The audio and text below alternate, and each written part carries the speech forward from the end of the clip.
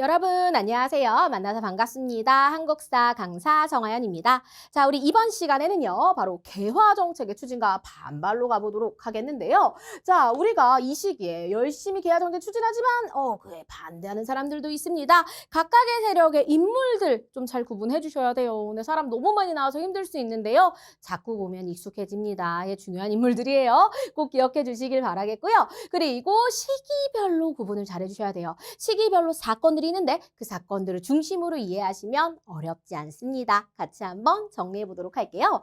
먼저 첫 번째 필수 개념은 바로 개화파의 형성과 분화가 되겠습니다.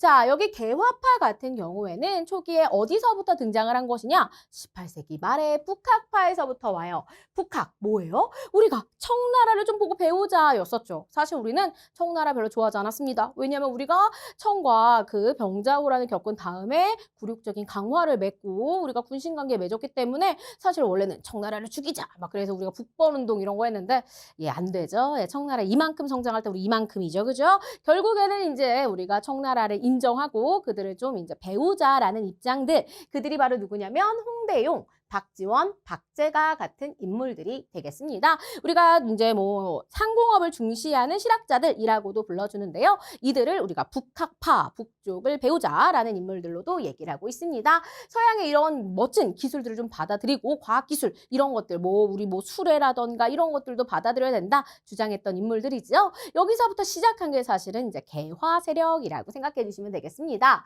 자, 이러한 북학파에서부터 이제 통상 개화론자로 발전을 하게 되는데요. 자, 중국이랑 왔다리 갔다리 하면서 어머나 서양의 멋진 문물들이 정말 많구나라는 걸 우리가 알게 되었고 특히나 관련된 책들이 많이 들어오게 돼요. 대표적인 인물은 바로 오경석, 박규수, 유홍기 같은 인물들인데요. 이분들이 이제 초기 이제 개화파라고도 할 수가 있는 거겠죠. 이분들이 막 이제 나갔다가 막 책 같은 걸 가지고 와요. 책 같은 걸 가지고 오는데 어머나 너무나 다른 세계들이 있구나라는 것들을 우리가 알 수 있는 거죠. 세계에는 정말 많은 나라들이 있다. 거기는 이런 정치를 하고 이런 종교도 있고 이런 산업도 발전하고 서양엔 이런 위치도 있구나. 와, 중국이 단 줄 알았는데 아니구나. 정말 세계는 넓구나. 이런 것들을 다들 깨우치기 시작을 했던 거죠. 그래서 우리도 열어야 됩니다. 우리도 발전하려면 그렇게 해야 됩니다. 라는 것들을 이제 주장했던 인물들이 되겠습니다. 자, 이러한 인물들이 이제 계속적으로 주장을 하다가 결과적으로 우리가 1876년에 드디어 개화를 하게 됐던 거죠. 이들이 엄청나게 이제 활약을 하기 시작을 하는데 그러면서 이들이 결국 나눠지게 됩니다. 왜 이렇게 또 우리가 나눠지게 되었을까? 자, 이렇게 나눠지게 됐던 건 이제 개화에 대해서 이제 좀 어느 정도 좀 빨리빨리 해야 된다. 뭐 이렇게 주장했던 인물들도 있는 반면 그렇지 못했던 인물들도 있었기 때문입니다. 그래서 이게 왜 나눠지게 됐냐면 이제 우리가 열심히 개화를 하면서 다른 나라 와서 막 받아들이고 막 이것저것 너무 빠르게 변화하니까 그에 대해 반발하는 사람들도 있겠죠. 그죠? 그 대표적인 사건이 바로 이모군란이 되겠습니다. 그래서 이모군란이 일어나게 되면서 조선은 이제 뭐야 깜짝 놀란 거죠. 정부에서. 이렇게 반발을 해서 이렇게 막 사람 죽이고 막 봉기를 한다고? 안 되겠다. 그래서 정부가 약간 좀 이렇게 좀 소극적인 이런 모습들을 좀 보이기도 하고 하니까 그러면 안 되겠다. 그래서 우리는 빠르게 바꿔야 되겠다. 그러면서 급진파애들이 이제 나오게 되는 거고 이러면서 성향이 조금 이렇게 달라지게 되는 거죠. 그럼 어떻게 그럼 서로 다른가? 온건파는 말 그대로 좀 온건하게 가자는 천천히 가자는 입장이에요. 그래서 점진적인 이런 표현을 쓰기도 합니다. 점진적인 애들이고 반면에 급진파는 이름부터 느껴지잖아. 급진적으로 빨리빨리 해야 되는 거지. 그럼 주변의 국가들을 봤더니 천천히 하고 있는 애들도 있고요. 되게 빨리빨리 하는 애들도 있었던 거야. 그럼 대체 누가 천천히 가겠어요? 바로 그렇죠. 바다 건너 서쪽에 있는 청나라가 되겠습니다. 청나라는 양모운동 같은 걸 했었어요. 서양의 무기만 받아들이자라는 거였죠. 왜? 우리 중국은 대단하니까. 우리 중국은 이 정신은 가져가야 돼. 중국의 정신은 그대로 서양 기술만 받아들이자라고 얘기를 했던 거죠. 우리도 그래야 된다. 우리 조선도 무기만 있으면 될 것이다. 라고 얘기를 했던 것입니다. 그래서 우리도 점진적으로 가자. 그래서 동양의 이런 유교적인 질서는 유지하지만 서양의 기술만 받아들이자. 동도서기론을 주장을 했던 거죠. 그리고 우리는 원래 청나라랑 친했잖아. 청나라의 관계가 있으니까 청나라처럼 하는 거지. 이런 입장. 대표적인 인물은 김홍집, 김윤식, 어윤중 이런 인물들이 있습니다. 김홍집 정말 앞으로 잘 나오는 아저씨거든요. 이름 꼭 잘 기억해 두세요. 셋 중에서 가장 중요한 인물. 자, 반면 급진계합파는 어떻게 달랐냐? 아니, 우린 빨리 가야 돼. 누가 그렇게 빨리 갔어? 일본이 그랬죠. 일본은 메이지 유신을 토대로 정말 빠르게 모든 걸 싹 다 갈아엎었잖아요. 우리도 그렇게 가야 된다라는 거예요. 기술뿐만 아니라 사상까지도, 제도까지도, 그래서 민주주의 이런 것들도 다 받아들여야 된다. 왕 이런 거 다 없애야 된다. 뭐 이런 것들 얘기를 했던 거죠. 뭐 완벽히 없앤 건 아니지만 권한을 좀 제약하자 이런 거죠. 신분제도 없애고 뭐 이런 것들. 그리고 우리 너무 지금까지 청나라가 간섭하고 청나라가 이래저래 하는 거 노노노 이렇게 얘기를 하면서 그런 거 비판하고 우리는 빠르게 바꾸자라고 얘기를 했던 게 바로 3일 천하로 유명하신 김옥균, 박영용, 홍영식 이런 인물들이 있겠습니다. 그래서 요 김홍집, 김옥균, 여기 김씨들, 이 김씨들이 좀 중심이 되니까요. 여러분이 좀 잘 기억해 주세요. 이름 보면은 홍집이 아저씨는 뭔가 딱 고집이 있을 것 같지 않나요? 그래서 딱 고집 있게 어떻게 하는 거야? 우리의 그런 정신은 가지고 기술만 받아들이자라고 얘기를 했던 사람이고요. 옥균이 아저씨는 이제 뭐야? 우리 싹 다 이제 갈아엎어버려야 된다라고 얘기를 했던 인물이다라는 거. 그래서 이런 식으로 우리가 개화파의 계보를 나눠볼 수 있습니다. 북학파 실학자들 그런 사람들 중에서 개화론자로 발전하고 개화 세력들이 온건과 급진으로 이렇게 나뉘어지게 되었더라라는 것이겠죠. 특히나 이 급진개화파가 일으켰던 사건이 바로 갑신정변이 되겠습니다. 자, 그렇다면 이 당시 정부는 어떤 식으로 개화 정책을 추진했는지 살펴보도록 할게요. 자, 우리나라 대체 언제부터 문을 활짝 열었을까요? 언제요? 1876년 무슨 조약? 강화도 조약. 이건 정말 기억하셔야 돼요. 제가 웬만해서 연도 기억하라는 말씀 잘 안 드리거든요. 하지만 1876 외우기도 쉽잖아요. 1876 너무 쉽잖아요. 이건 꼭 기억해 주세요. 따라서 1876년부터 우리는 개화 정책을 적극적으로 추진할 수 있게 됩니다. 자, 그래서 1876년에 우선 가장 먼저 했던 게 바로 뭐냐면 일본에 수신사를 보내요. 김기수라는 인물을 처음에 보냈어요. 이거 왜 보내는 거예요? 너네는 뭐 하고 있는지 궁금하잖아. 그죠? 일본에 가서 한번 보고 와. 그래가지고 이제 수신사로 보낸 거죠. 그래서 이제 김기수 보내고 나중에 2차로 한 번 더 보냈던 게 김홍집이 되겠습니다. 이 2차가 정말 중요해요. 그래서 어쨌든 이런 것들을 보내는 거죠. 보내면서 이런 것들을 받아들이면서 우리도 여러 가지를 바꾸게 되는 겁니다. 그래서 만든 기구가 무엇이냐? 그게 바로 통리기무아문이 되겠어요. 통하겠다. 우리 서로 통하자.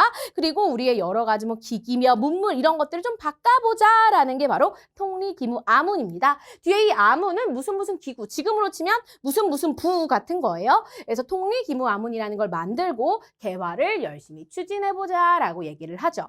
그래서 통리기무아문 아래 12사라고 해서 각각을 담당하는 12개의 그런 전문적인 애들을 마련을 하기도 합니다. 그래서 통리기무아문 12사 이런 게 나오면 아, 이거 개화정책 추진하는 과정이구나. 그러니 1880년대구나 라는 거 정도로만 파악해 주시면 돼요.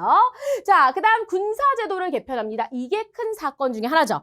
자, 봤더니 우리 기술 받아들이자. 결국 무슨 기술이에요? 다 군사기술이에요. 나라가 부국강병해지기 위해서는 군대가 좀 잘 돼야 돼. 근데 우리 군대 너무나 허접하더라라는 거죠. 그러니까 우리 특별한 무기를 가진 별기군을 만들어 보자. 그래서 신식 군대예요. 일본인 교관을 초빙하고 근대식으로 훈련을 합니다. 그런데 얘네만 있는 거 아니죠. 원래 기존에 있었던 군대도 있잖아요. 그죠? 즉 구식 군인들이 있겠죠.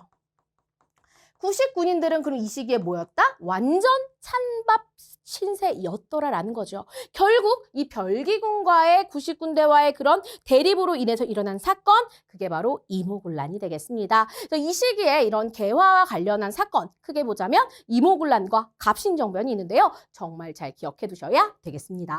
그래서 별기군과의 이런 것 때문에 구식군인들이 난을 일으켰던 것 이모군란. 자, 그래서 이영이라는 걸 설치해가지고 이제 개편을 한 거예요. 원래 5개 군대가 있었는데 2개로 이제 싹을 이렇게 고친 거죠. 그다음에 여러 가지 시설 설치합니다. 요거 이름에서부터 연결 잘 해주셔야 돼요. 어렵지 않습니다. 기기창. 예, 무기를 만드는 거죠. 이름부터 기기잖아요. 그죠? 기기창. 자, 방문국. 방문국은 신문을 박는 곳이라고 생각해 주세요. 박문국, 신문 박는데 그 박은 신문이 뭐냐? 바로 한성순보가 되겠습니다. 이 순보라는 뜻은요, 10일에 한 번씩 나온다라는 뜻이에요. 그래서 우리가 뭐 날짜 얘기할 때 무슨 달에 초순, 중순, 하순 이렇게 표현하잖아요. 그게 10일마다를 표현을 하는 거고요. 나라에서 만든 거라서 짜증나지만 한자로 되어져 있더라라는 겁니다. 그래서 이렇게 한자로 만들어졌고 나중에는 뭐 이렇게 한성주보, 주마다 바뀌면서 국한문 혼용체가 되기도 하는데 그렇게까지 잘 안 나와요. 그냥 한성순보가 나라에서 발행했다라는 거 정도만 알아두시면 됩니다. 나라에서. 자, 그 다음에 이제 여기 한성순보. 자, 여기 전환국 나오죠. 전환은 뭐 생각하시면 되냐면 뒤집어서 환전 생각하세요. 우리 환전 뭐 하러 갈 때 해요? 해외여행 갈 때, 그죠? 돈 바꿀 때 하는 거죠, 그죠?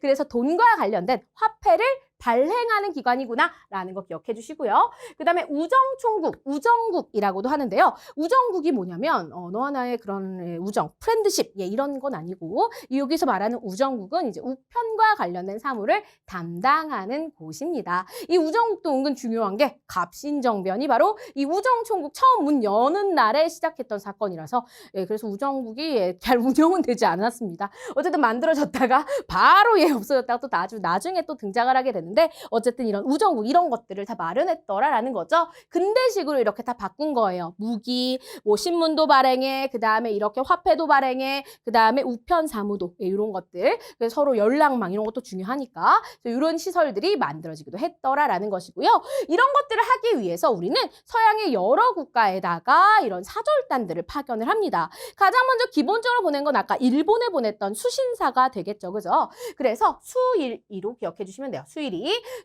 수일이가 뭐 하러 가냐면 조사를 하러 가요. 그래서 일본에는 수신사와 조사 시찰단을 보내는데 어떤 차이가 사실 있냐면 수신사는 이제 좀 정식적으로 보낸 사절단이고 조사 시찰단은 몰래 보러 간 그래서 이제 보고서 제출하고 뭐 이랬던 그런 겁니다. 근데 뭐 일본에 보냈다는 거 정도만 아시면 되겠고요.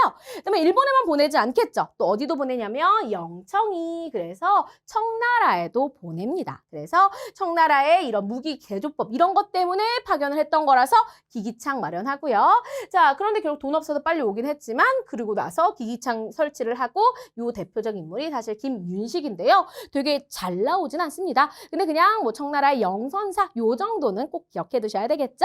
자, 그 다음에 나중에 미국의 보빙사도 보내요. 그래서 어떻게 기억해 주시면 되냐면 수일이가 조사해요. 그런데 영 멍청하게 하는 거야. 그래서 보미를 보냈네. 이렇게 기억해 주시면 되겠습니다. 그래서 수일이 영청이 보미에서 수일이 수신사 일본 그리고 조사할 때까지 일본이에요. 조사를 잘 못해. 영 멍청하게 하지 영청이 그 다음에 보미를 보내죠. 보빙사 미국 이렇게 해서 연결해 주시면 되겠습니다. 자, 그래서 여기 보면 이제 미국은 조미수 통상조약을 체결한 다음에 우리가 파견을 하게 되는 거였는데요. 뭐 민영이, 홍영시, 육일주 이런 사람들 가는데 인물까지는 그렇게까지 자세히 안 알아두셔도 괜찮고요. 요 사건 전반적인 내용들 좀 같이 기억해 주셔야 되는데 제일 여기서 그러면 정말 중요한 게 뭐냐? 정말 중요한 게 뭐냐? 그게 바로 여기 밑줄, 여기 물결 잘 기억해 주세요. 김홍집의 조선책략입니다. 자, 김홍집이 2차 수신사로 일본에 갔다가 책을 한 권 딱 들고 들어와요. 조선책략이라는 책인데 일본에서 가지고 왔지만 이거는 중국인인 황준셴이라는 인물이 쓴 책이었습니다. 이 당시에 우리 조선에 대한 책략, 우리 조선이 살아남기 위해서 러시아가 남아하는데 이때 살아남기 위해서 어떻게 해야 되느냐? 요것 때문에 이제 맺어졌던 조약이 바로 요 조미수 통상 조약이거든요. 그래서 이 조선책략이라는 책이 참 중요해요. 수신사로 갔다가 들어왔다라는 것도 중요하고 이 책의 내용 때문에 조미수 통상조약 체결했다는 것도 중요하고 그래서 결국 이것 때문에 보빙사가 보내진 것도 있기 때문에 답례로 보낸 거거든요. 그래서 이런 것들 다 연결할 수 있어서 조선책략 정말 중요한 책입니다. 이따 또 나올 거예요. 자, 그렇다면 이 시기 위정척사 운동으로 좀 가보도록 할게요. 자, 여기는 정말 시기별로 중요한데 시기별. 그래서 그 시기의 사건을 알면 연결하기 너무 쉽습니다. 같이 한번 볼게요. 자, 성리학을 좋아했던 보수적인 사람들은 당연히 서양의 것들은 사악한 것이요 하면서 배척을 하겠죠. 그래서 통상수교하는 것도 개화정책도 다 싫어요. 그래서 바른 것을 지키고 사악한 것을 물리치는 위정척사 운동을 전개를 하게 되는 거죠. 그러면 뭐가 그렇게 바르고 뭐가 그렇게 사악한데? 바른 건 성리학이고 유교고 우리의 그런 원래 문명이고 우리의 전통 질서야. 하지만 서양의 것들은 다 사사케라고 얘기를 했던 거죠. 그건 오랑캐야라고 얘기를 했던 것입니다. 자, 이러한 위정척사의 사상을 바탕으로 운동이 전개되는데요. 1860년대, 70년대, 80년대 한번 볼까요? 1860년대엔 어떤 사건이 있을까? 바로 이때가 흥선대원군이 주도를 해서 나라를 운영하던 그때 당연히 어떤 일들이 일어나요? 막 병인양요, 신미양요 이런 것들. 물론 신미는 70년대지만 어쨌든 병인양요 같은 거 일어났던 그때입니다. 자, 그러니까 자꾸 서양 세력이 들어오잖아. 나 얘네들이랑 통상 수교하고 싶지 않아. 그래서 통상을 반대하는 운동입니다. 척화주전, 우리는 화의를 배척하고 전쟁을 주장한다라는 거예요. 싸우자, 병인양요 되겠습니다. 흥선대원군의 정책을 당연히 지지하고요. 대표적인 인물 이항로, 기정진이라는 인물이 있습니다. 자, 1870년대에는 이제 1876년 기억하셔야 되겠죠? 뭐예요? 강화도 조약. 그러니 강화도 조약 맺어주면 지금 우리가 개항하게 생겼잖아? No! 우리는 개항 싫어. 개항 반대 운동 되겠습니다. 강화도 조약 싫어요. 그래서 최익현이 뭐라 그러냐면 강화도 조약을 체결했던 일본도 서양이랑 똑같습니다. 외양일체론을 주장했던 인물이 최익현 되겠더라라는 거 기억해 주시면 되겠습니다. 나중에는 결국 뭐 유배돼서 굶어 죽게 되지만 어쨌든지 간에 자, 1880년대 이제 뭐가 돼? 우리가 이제 1876년에 강화도 조약 맺고 수신사, 영선사, 뭐 보빙사 보내면서 막 우리 기기창 만들고 방문국 만들고 이러고 있잖아요. 지금 개화 정책이 추진된단 말이에요. 노노노 개화 정책 싫어. 반대 운동이 1880년대인데 여기에서 또 중요한 게 바로 조선 책략입니다. 아까 그 왔던 조선 책략 때문에 미국과도 막 수교하고 막 이런 일들이 벌어지니까 안 돼요 라고 하면서 영남 지역에 있는 유생 10,000명이 상소문을 올리는데 그게 바로 영남 만인소가 되겠습니다. 물론 정말 10,000명은 아니고 그만큼 많았다는 뜻이에요.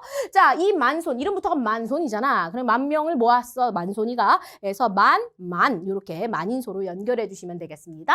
그래서 시기별로 묻는 거 생각외로 너무나 잘 나옵니다. 그래서 뭐 강화도 조약을 보여주고 그때 뭐 위정척사 이런 식으로 연결할 수도 있는 거고요. 시기별로 정말 잘 물어보니까 어떤 일들이 일어나는지 시기별로 이 사건이니 이랬겠구나 요렇게 연결할 수 있게 공부해 주시면 되겠습니다. 자, 그래서 결국 이렇게 열심히 우리가 반대를 했지만 되나요? 안 되죠. 역사의 그 시대 흐름이 있는데요. 그죠? 이들은 결국 어떻게 되는가? 일본의 침략에 적극적으로 저항하는 의병운동으로 계승이 되고요. 그들은 이제 나중에 만주나 연해주로 많이 넘어가서 독립군 활동을 하는 사람들로 많이 변모를 하게 됩니다. 그래서 우리가 일제에 나중에 대항하기 위해서 일제에게 무력으로 저항하느냐 아니면 일제를 상대하기 위해 실력을 양성하느냐 이렇게 두 가지 흐름으로 또 변화를 하게 돼요. 이때 무력을 주장했던 인물들이 사실 이쪽 인물들이고요. 그다음에 개화파 세력에서부터 발전한 사람들 그런 독립운동가들이 실력을 양성하자 이런 입장으로 흘러가기도 합니다. 그래서 이게 정말 엄청난 큰 흐름이에요. 그래서 개화와 관련된 흐름, 위정과 관련된 흐름 여러분들 좀 같이 연결해 주시면 너무나 좋겠죠. 자, 그래서 양반 질서에 이런 걸 계속 뭐 주장하니까 좀 한계점은 있지만 어쨌든 이러한 흐름을 바탕으로 갔다라는 거 여러분들이 기억해 주시면 되겠습니다. 자, 그러한 상황에서 일어났던 사건 1882년 임오군란입니다. 별기군이 언제 만들어져요? 1881년에 만들어졌었죠. 그죠? 자, 이렇게 별기군 만들고 운영하고 이런 과정에서 민겸호라는 인물이 아주 주도적인 활약을 하게 되는데 이 사람이 이제 얘네들한테 들어갈 월급 같은 것도 막 횡령하고 그러다 보니까 월급도 제대로 못 받고 열이 받을 대로 받을 수밖에 없는 상황이었고요. 이런 일련의 과정 속에서 정말 이 당시에 너무나 힘들었던 하층민들이 다 같이 또 이렇게 합세를 하게 되면서 왜냐면 이 민겸호가 또 이제 탐관 노리기도 하고 막 이러다 보니까 그러다 보니까 결국에는 아주 큰 운동으로 발전을 하게 됐던 거죠. 정부는 이거 쉽게 이렇게 할 수가 없었습니다. 자기네들이 정리를 하기가 너무 어려운 상황에 왜? 우리나라 군대가 이렇게 난리를 났으니까. 그러니까 결국에는 또 다 외세 세력을 좀 도움을 받을 수밖에 없는 거겠죠. 청나라의 도움을 받아서 이걸 정리합니다. 이건 좀 슬픈 현실이기도 하죠. 어쨌든 자, 임오군란의 배경을 보자면 첫 번째, 별기군에 대해서는 우대를 하지만 구식군대에 대해서는 차별을 했다. 월급 제대로 주지 않았습니다. 게다가 이 시기는 우리가 강화도 조약을 맺고 일본 상인들이 엄청나게 들어오던 시기예요. 그러다 보니까 일본 상인들의 경제적인 침탈, 그리고 얘네들이 우리나라에서 정말 곡물을 너무 많이 가져가니 국내의 곡물 가격이 자꾸 올라가고 이런 것들 때문에 도시 하층민들 먹고 살기 너무 힘들었겠죠. 물가 상승으로. 이런 것들에 대한 불만이 함께 가중되면서 구식 군인들만 봉기를 일으킨 게 아닙니다. 이들에게 하층민들도 가담해서 정말 커진 봉기 이모군란 되겠습니다. 자, 구식 군인들이 봉기를 해요. 그러면서 흥선대원구나 돌아와 얘기를 하죠. 왜? 이 사람은 우리랑 결이 같은 사람이잖아. 우리 위정척사파처럼 어떤 사람들이 서양세를 배척했던 인물이죠. 그러니까 지금 이렇게 고종이랑 민씨가 직접 집권을 하니 나라가 지금 이렇게 개화되고 이건 망했다. 돌아오세요 하는 겁니다.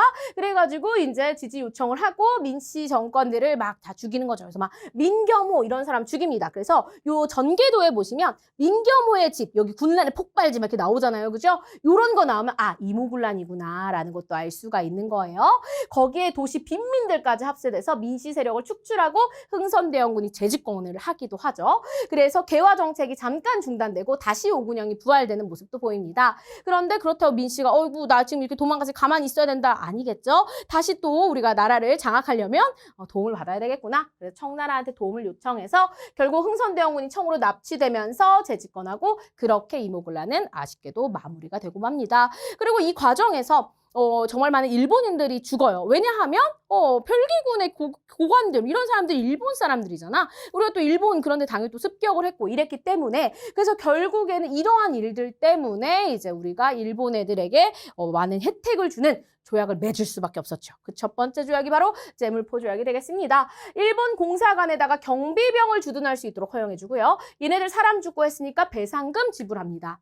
자, 그리고 청나라가 와서 너무나 감사하게도 도와줬죠. 그러니 또 청나라가 원하는 거 해줘야 돼요. 그게 바로 조청상민 수륙 무역장정 되겠습니다. 청상인이 내륙으로 진출해서 활약을 할 수 있도록 해요. 원래는 거류지라고 해서 인천 조금 그 정도에서만 이제 물건을 사거나 할 수 있는데 그게 아니라 우리나라 이제 방방곳곳에 가면서 우리나라 물건을 다 사갈 수 있는 거죠. 이런 일들이 벌어지게 되고요. 그리고 청나라의 내정 간섭까지도 일어나게 됩니다. 그래서 마건상으로 나오기도 하고요. 마젠창으로 나오기도 해요. 마젠창, 멜렌도르프 이런 인물들이 이제 고문대로 파견해서 청나라의 간섭이 심해지는 모습을 보이기도 하죠. 그래서 이모군란이 성공했으면 너무나 좋겠지만 그러지는 못했기 때문에 그래서 우리가 이것 때문에 너무나 또 많은 오히려 피해를 입었다. 금전적으로 돈 다 털리고요. 그죠? 이렇게 힘들었더라. 그래서 조약 명칭 이런 거 정말 연구를 잘 해주셔야 되거든요. 이모군란 이후의 상황 이런 거 너무나 잘 물어봐요. 그래서 이 이모군란 관련한 거 얘기할 때 방금 말했던 이런 지도를 보여주기도 하고 혹은 별기군 모습을 보여주면서 이 군대와 관련해서 뭐 어쩌고저쩌고 뭐 이런 식으로 내용이 나올 수도 있겠죠.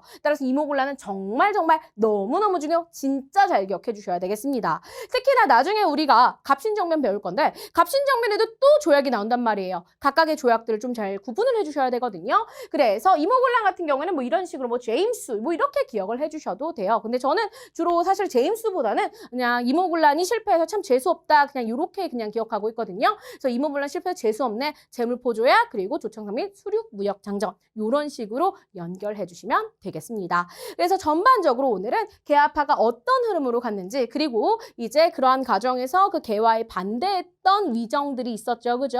60년대, 70년대, 80년대 구분해 주시면서 80년대 폭발해버린 사건 뭐 이모군란이 있다. 그래서 이 이모군란이 있었던 이 1882년, 이 1882년이 참 중요한 해입니다. 막 조선 책략도 들어왔죠. 이모군란도 발생했죠. 이때 조미수 통상 조약도 했죠. 너무 이제 우리가 정말 혼란한 해 중에 하나이기 때문에 은근 시험에 잘 나오더라라는 것까지 한 번 더 말씀드리도록 할게요. 자, 그렇다면 우리 밑에 개념 확인하기 보도록 하겠습니다. 18세기 말 북학파의 사상은 19세기 후반 문호 개방과 통상을 이제 주장하는 뭐 하는 거예요? 우리가 문을 열자라는 거예요. 그죠? 서로 통해야 돼. 서로 통하는 거 우리가 뭐라 그래? 통상이라고 하겠죠. 그죠? 통상. 그다음에 우리가 뭐라 그래야 돼? 개화. 문을 여는 거지. 그지? 통상개화론으로 이어졌다. 뭐 통상개화 사상 뭐 이라고 하셔도 상관은 없습니다. 통상개화론으로 이어지게 되고요. 두 번째, 온건개화파는 유교 질서를 유지하죠. 서양 기술을 이제 수용해요. 우리의 그런 도를 가지고 서양의 기술만 가지고 오는 거죠. 우리의 도는 어떤 도야? 동도, 동쪽의 도, 서양의 기, 동도서기에 논리를 세웠더라라는 거 알 수 있겠고요. 자, 그다음에 세 번째, 정부는 이걸 설치해서 개화 정책 전반을 총괄해요. 자, 무슨 아문이 있었죠? 통하는 거죠. 통리, 기무, 아문 되겠습니다. 자, 신식군대 오군영을 창설하고 일본인 교관을 초빙해 아니겠죠. 신식군대는 특별한 무기를 쓴 우리가 별기군이라 부르고요. 그리고 오군영은 임진왜란 이후에 우리가 정리를 했던 겁니다. 따라서 오군영이 아니라 이영체제로 바뀌었던 게 이 시기죠. 잘 기억해 주시길 바라겠습니다. 자, 근대식 인쇄출판시설 방문국, 근대적 신문, 독립신문. 와우, 독립신문 아니죠?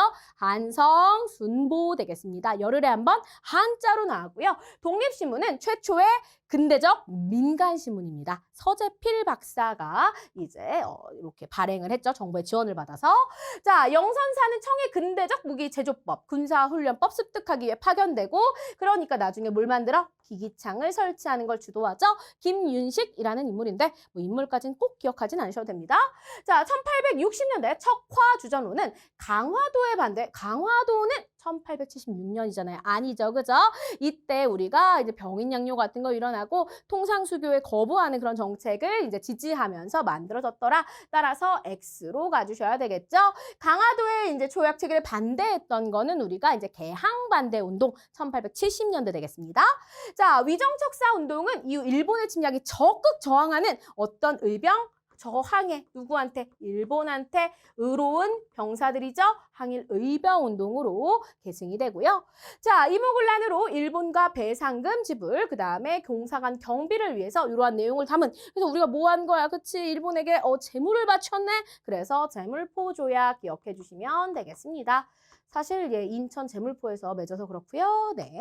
자, 그다음에 이모군란 결과 청은 마젠창과 독일의 누구? 메렌도르프 이런 사람들을 고문으로 파견합니다. 독일 사람이지만 이제 아주 청나라의 우호적인 인물이겠죠. 자, 그래서 내정 간섭을 강화했더라라는 것까지 기억해 주시면 좋겠습니다. 그래서 이렇게까지 해서 우리가 막 개화가 진행되면서 개화파는 어떤 식으로 이렇게 성장을 하고 분화하고 그리고 또 이 시기에 위정척사는 어땠는지 그래서 그들이 처음 땅 부딪혔던 이모군란까지 공부해 보았습니다. 여기 정말 시험 너무나 잘 나오는 부분이기 때문에 여러분들이 꼭꼭꼭 기억해 주셔야 되겠고요. 각각의 인물들 정말 뭐 다는 못하더라도 대표적인 인물들은 꼭 기억해 주셔야 되겠습니다. 수고 많으셨습니다. 그럼 이만 안녕히 계세요.